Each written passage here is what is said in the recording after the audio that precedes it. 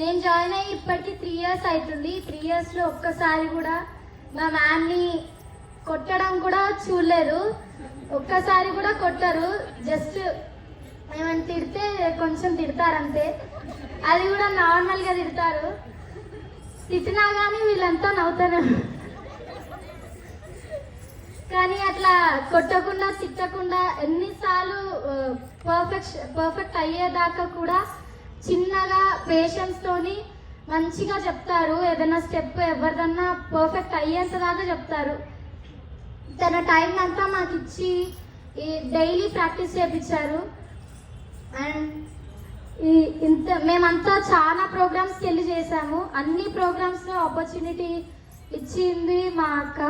So thank you అక్క.